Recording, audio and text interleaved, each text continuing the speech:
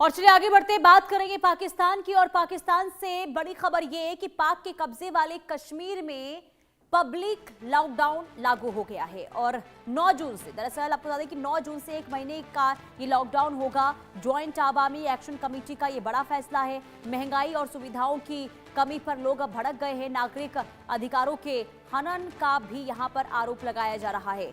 मुजफ्फराबाद, रावलकोट और कोटली में प्रदर्शन शुरू हो चुका है।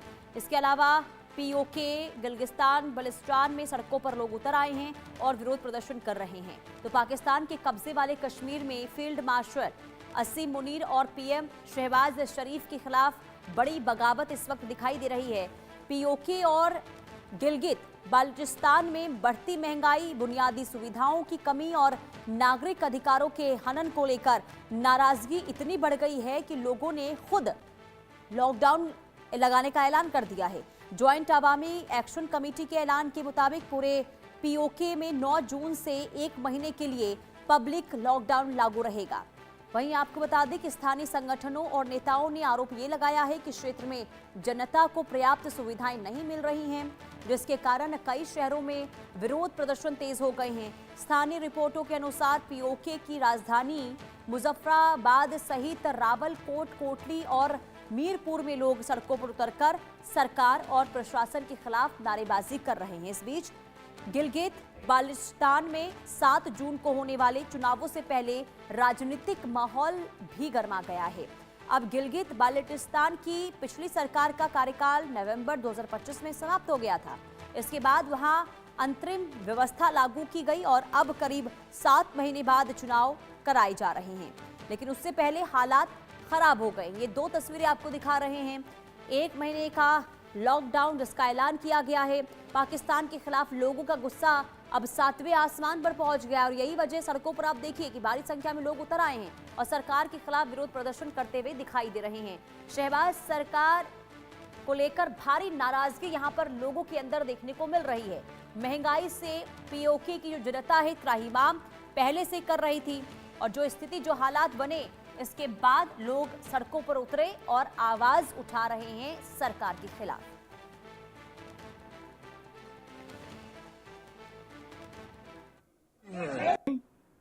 एलामिया जम्मू कश्मीर ज्वाइंट अवामी एक्शन कमेटी मुजफ्फराबाद डिवीजन।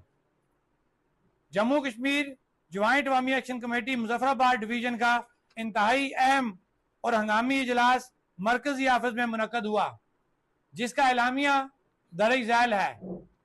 इजलास core committee Jammu Kashmir joint अवामी एक्शन कमेटी मुनक्कदा डोडियाल के एलामिया के मुताबिक मुजफ्फराबाद डिवीजन में दीगर 2 डिवीजन की तरह मुकम्मल लॉकडाउन होगा। यह कि बतौर मेजबान लॉन्ग मार्च के इस्तकबाल और दीगर अमूर की अंजाम दही के लिए दर-ए-ज़ैल इंतहाई अहम कमेटीज बनाई जाएंगी। और हमारे साथ विदेश मामलों की जानकार किरोड़ी सिंह जुड़ चुके हैं। बहुत स्वागत है आपका सर इंडिया न्यूज पर। ये पीओके में जो जनता सड़कों पर उतर आई है, सरकार के खिलाफ आवाज उठा रही है, ये तो बहुत ज्यादा स्थिति पीओके की खराब है, जिस वजह से अब तक लोग सहते वहां पर नजर आ रहे थे, सरकार जो अत्याचार कर रही थी। लेकिन जब वहां पर हालात बहुत ज्यादा बदतर हो गए, इसके बाद सड़कों पर आकर सरकार के खिलाफ प्रदर्शन।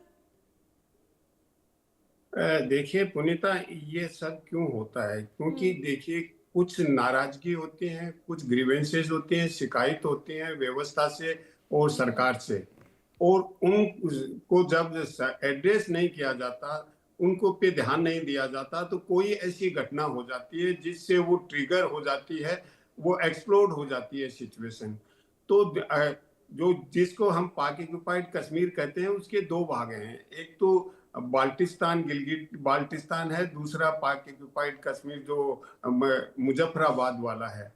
तो यहाँ के लोगों की पहले से बहुत सी नाराजगियां हैं कि हमारे यहाँ के संसाधन हैं, उनका पाकिस्तान सरकार है दोहन करती है और हमारे यहाँ फिर वापस इन्वेस्ट नहीं करती है, यहाँ के विकास पे ध्यान नहीं देती है और अपने यहाँ जो पाकिस्तान के लिए उन संसाधनों का प्रयोग करती है। एक तो ये नाराजगी है। दूसरा जो चीन का सीपेक है, जो चाइना पाकिस्तान वो कॉरिडोर है, वो इस एरिया से निकलता है और उसमें जो नौकरी देते हैं वो बाहर के होते हैं, लोकल लोगों को न कोई नौकरी देते हैं इंफ्रास्ट्रक्चर बिल्डअप करने में या दूसरे कामों में। तो इस क्षेत्र से वो कॉरिडोर तो निकलता है, लेकिन कॉरिडोर का फायदा इन लोगों को, यहाँ के लोकल लोग हैं, उनको नहीं होता है, इसलिए नाराजगी है। तीसरा यह है कि प्रजातांत्रिक व्यवस्था वहां पे इतनी सशक्त नहीं है, केंद्र सरकार का नियंत्रण रहता है जिससे उनको दबाया जाता है, अत्याचार किया जाता है। तो ये तीन कारण पहले से यहाँ चले आ रहे हैं। अभी जब तेल का संकट आया, गैस का संकट आया और ऊर्जा का संकट आया, तो इनकी हार्डशिप्स और बढ़ गई हैं। और उन्हीं हार्डशिप्स की वजह से ये कहा गया कि लॉकडाउन किया जाए, और जो जॉइंट अवामी कमेटी है उसने अनाउंस कर दिया। वो पहले से भी आंदोलन करते रहे, पहली बार आंदोलन नहीं हुआ है, आंदोलन हमेशा वहां होता रहा है किसी न किसी रूप में, लेकिन वो दबा दिया जाता रहा है। तो अब जो आंदोलन को ट्रिगर किया है वो जो ऊर्जा का संकट है, और ऊर्जा के संकट की वजह से प्रतिबंध लगाए कुछ, उसकी वजह से ये और ज्यादा बिगड़ गया है। दूसरा यह है कि गिलगित बाल्टिस्तान में चुनाव लंबे समय से नहीं हुए हैं, बहुत से महीने हो गए हैं, तो वहां के चुनाव भी अभी इसी महीने होने वाले हैं। तो चुनावों की वजह से वहां भी राजनीतिक सरगर्मी बहुत ज्यादा है। तो जब देखिए चुनाव होते हैं तो राजनीतिक सरगर्मी बढ़ जाती है किसी भी प्रजातांत्रिक व्यवस्था में, अगर वो किसी भी सीमा तक प्रजातांत्रिक है तो वहां की राजनीतिक सरगर्मी है वो भी आंदोलन के लिए प्रेरित कर रही है, क्योंकि जो स्टेब्लिश्ड गवर्नमेंट है वहां की पाकिस्तान की केंद्र सरकार है, वो ध्यान नहीं दे रही है उनके विकास के लिए। इसलिए ये स्वाभाविक है कि वहां इस तरह का आंदोलन हो रहा है। और पाकिस्तान की सरकार है, जिस तरह उनका इतिहास रहा है, वो सैनिक दृष्टि से दबाने की कोशिश करती है। ये लंबे समय इमरान खान, उसको किस तरह से दबाया गया, किस तरह से जेल में रखा गया, किस तरह से उसकी पार्टी पे प्रतिबंध लगाए गए, चुनाव नहीं लड़ने दिया गया, तो वहां की सेना है वो बड़ी भूमिका निभाती है। क्योंकि इमरान खान के साथ जो कुछ किया वो उसमें सेना की भूमिका थी, वो अमेरिका की भी थी। ये बात सही है कि अमेरिका भी चाहता था कि इमरान खान पे प्रतिबंध लगाए जाएं, लेकिन जो इसका जो ग्राउंड पे लाए वो सेना है। तो यहाँ जो पाक ऑक्युपाइड कश्मीर है और जो बाल्टिस्तान, गिलगित बाल्टिस्तान है, उसमें सेना का अत्याचार मुझे लगता है बढ़ेगा इससे, और बढ़ेगा तो और ज्यादा रिएक्शन होगा, क्योंकि आप जनमानस को, आम लोगों को जो स्थिति ये देखने को मिल रही है पीओके के अंदर, ये सीधे तौर पर बताता है कि किस कदर यहाँ पर अत्याचार हो रहा है लोगों के ऊपर। और यही वजह है कि बढ़ती महंगाई, बेरोजगारी का जब यहाँ पर कोई भी इसे लेकर कदम नहीं उठाया गया, इसके बाद लोग सड़कों पर बेबस होकर आए हैं। आप बने रहिए सर, मैं आपके पास लौटती हूँ। इसी बीच एक बड़ी खबर ये सामने आ रही है कि पाकिस्तान के कब्जे वाले कश्मीर में भड़के जन विद्रोह को दबाने के लिए पाकिस्तान सेना प्रमुख जनरल आसिम मुनीर ने एक बड़ा और खूंखार कदम उठा लिया है। पीओके में जारी प्रदर्शनों को बेरहमी से कुचलने के लिए आईएसआई के बदनाम अधिकारी ब्रिगेडियर फाइक अयूब को वहां भेजा गया है। अब आईएसआई के इस अधिकारी को पाकिस्तान में लाहौर के कसाई के रूप में जाना जाता है। वहीं आपको बता दें कि फाइक अयूब को अपने आकाओं को खुश करने के लिए किसी भी हद तक जाने के लिए जाना जाता है। और कहा यह भी जाता है कि लाहौर में पाकिस्तान तहरीके इंसाफ के शांतिपूर्ण और निहत्थे प्रदर्शनकारियों पर अंधाधुंध गोलियां चलवाने और इसके अलावा आंदोलन को बेरहमी से कुचलने के पीछे इसी अधिकारी का भी हाथ था। जानकार ये भी बताते हैं कि शहबाज सरकार और जनरल आसिम मुनीर अपने राजनीतिक विरोधियों और उठने वाले आवाजों को रास्ते से हटाने के लिए हमेशा ब्रिगेडियर फाइक अयूब की क्रूरता का इस्तेमाल करती आई हैं। अब सोचिए किस हद तक यहाँ पर पाकिस्तान की सेना जो है वो गुजरने को तैयार है। सर, ये जो खबर अभी हमने बताई कि कैसे अब जो लोग सड़कों पर उतर आए हैं, जो विरोध प्रदर्शन कर रहे हैं, सरकार के खिलाफ आवाज बुलंद कर रहे हैं, अब उन आवाज को दबाने की कोशिश और यहाँ पर आईएसआई के अधिकारी की तैनाती यहाँ पर करने की हो रही है।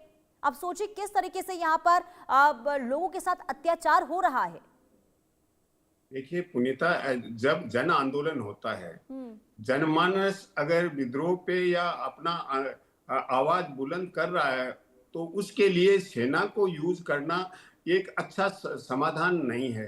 और जैसा आपने अधिकारी की पृष्ठभूमि बताई, वो कितने रूथलेस हैं, तो उस तरह के अधिकारी को भेजना और भी ज्यादा खतरनाक स्थिति है, क्योंकि ऐसी स्थिति में एक संवेदनशील अधिकारी को भेजना चाहिए, और वो भी सेना का नहीं। ये काम है पुलिस का या जो पैरामिलिट्री फोर्सेज हैं उनके थ्रू वहां लॉ एंड ऑर्डर मेंटेन करना चाहिए। तो सेना को भेजने का तो और ज्यादा प्रतिक्रिया होगी, रिएक्शन होगा, और अल्टीमेटली पाक ऑक्युपाइड कश्मीर है, वहां के लोग फिर से ये कहेंगे कि हमें या तो इंडिपेंडेंस दो, नहीं तो हम इंडिया में जाएंगे। तो उस तरह की भावना और ज्यादा मजबूत होगी, क्योंकि वो नहीं चाहेंगे कि ऐसे देश के साथ या ऐसे शासन भाग बने जो हमारी समस्याओं पर ध्यान नहीं दे, हमारा ख्याल नहीं करे, और जब कुछ मांग करते हैं तो दबाया जाता है एक सैन्य दृष्टि से। तो सेना का यूज करना मेरे ख्याल से ये समाधान नहीं है, ये तो आग को और भड़काने की स्थिति है। तो मुझे नहीं मालूम पाकिस्तान क्यों कर रहा है ऐसा, क्योंकि उनके पास पुलिस भी है, दूसरी फोर्स, पैरामिलिट्री फोर्स भी है। तो ऐसी स्थिति में सेना को यूज करना ये पाकिस्तान के लिए बहुत खतरनाक स्थिति है। जी पुनीता। और सर जरा ये भी समझाइएगा, क्योंकि देखिए ये पहली बार तो है नहीं, बढ़ती महंगाई, बेरोजगारी को लेकर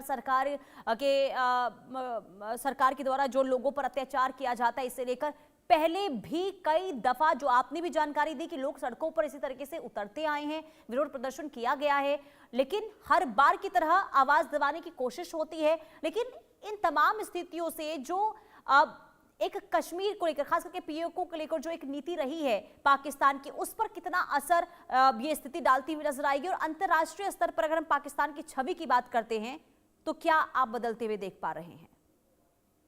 देखिए, ये तो निश्चित रूप से अपने वहां के लोगों के ऊपर जो निहत्थे होते हैं, क्योंकि जो जन आंदोलन आते हैं उनके पास कोई हथियार नहीं होते हैं, और जो संयुक्त अवामी कमेटी है उस समिति में लोग हैं वो एक पार्टी के नहीं हैं।